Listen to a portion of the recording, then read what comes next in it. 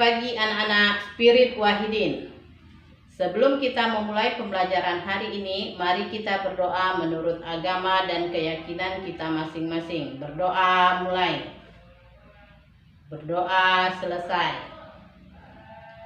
Pada pembelajaran sebelumnya, kita sudah membahas mengenai materi gelombang mekanik, yang intinya antara lain adalah 1. Gelombang adalah getaran yang merambat dari satu medium ke medium lainnya. Kedua, gelombang mekanik adalah gelombang yang memerlukan medium di dalam perambatannya. Ketiga, gelombang transversal adalah gelombang yang merambat tegak lurus dengan arah getarnya. Keempat, gelombang longitudinal adalah gelombang yang arah getarnya sejajar.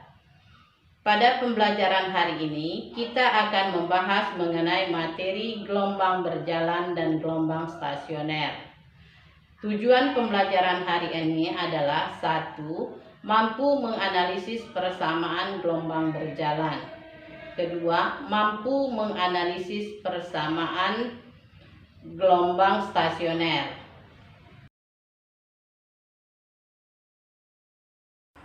Sekarang kita masuk ke gelombang berjalan dan gelombang stasioner. Nah, sekarang kita masuk ke gelombang stasioner. Definisi gelombang stasioner yaitu gelombang yang memiliki amplitudo yang berubah-ubah. Gelombang stasioner itu dibagi dua. Yang pertama, gelombang stasioner akibat pemantulan pada ujung terikat. Ini sudah kita bahas pada video minggu semalam. Nah, yang kedua adalah gelombang stasioner akibat pemantulan pada ujung bebas. Nah, inilah yang akan kita bahas sekarang.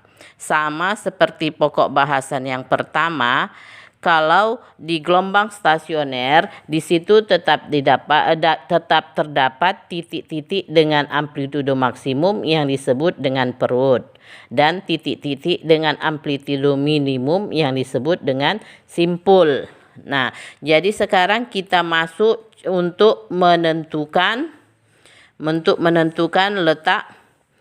letak simpul gelombang. Jadi untuk menentukan letak simpul gelombang digunakanlah persamaan, lihat pada layar. Di situ AS sama dengan 2A kosinus 2pi kali X per lambda sama dengan 0. Kosinus sudut di sini memiliki nilai 0 untuk sudut fase pi per 2, 3pi per 2, 5pi per 2 dan seterusnya. Sehingga akan diperolehlah persamaan, lihat lagi pada layar. Di situ X sama dengan 2N tambah 1 kali 1/4 lambda. Dengan N sama dengan 0, 1, 2, 3 dan seterusnya. Jadi, letak titik simpul dari ujung bebas merupakan kelipatan ganjil dari 1/4 panjang gelombang. Nah, jadi yang berikutnya kita menentukan letak perut gelombang. Letak perut gelombang akan terjadi apabila kosinus 2pi kali X per lambda sama dengan plus minus 1. Kosinus di sini memiliki nilai plus minus 1. Untuk sudut fase bernilai 0, pi, 2pi, 3pi dan seterusnya. Sehingga akan diperolehlah persamaan, lihat pada layar. Yaitu X sama dengan N kali lambda per 2 atau X sama dengan 2N kali 1/4 lambda. Dengan N 0, 1, 2, 3 dan seterusnya. Jadi dapat disimpulkan letak titik perut dari ujung bebas merupakan kelipatan genap dari 1/4 panjang gelombang. Nah, itulah mengenai gelombang stasioner akibat pemantulan pada ujung bebas.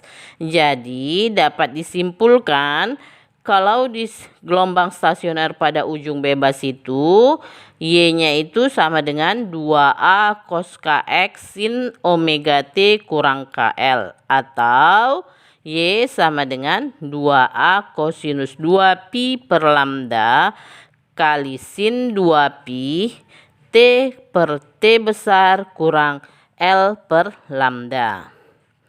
Nah, di sini dari persamaan gelombang stasioner akibat pemantulan pada ujung bebas, kita dapat menentukan amplitudo gelombang total pada ujung bebasnya, yaitu dengan persamaan AP sama dengan 2A kosinus KX.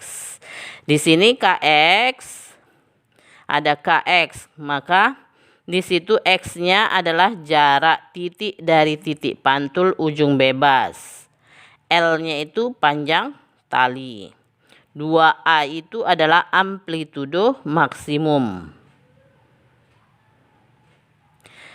Nah, jadi letak perut dan letak simpul dari ujung bebas bisalah kita sederhanakan. Kalau letak perutnya itu X sama dengan N kurang 1 setengah lambda.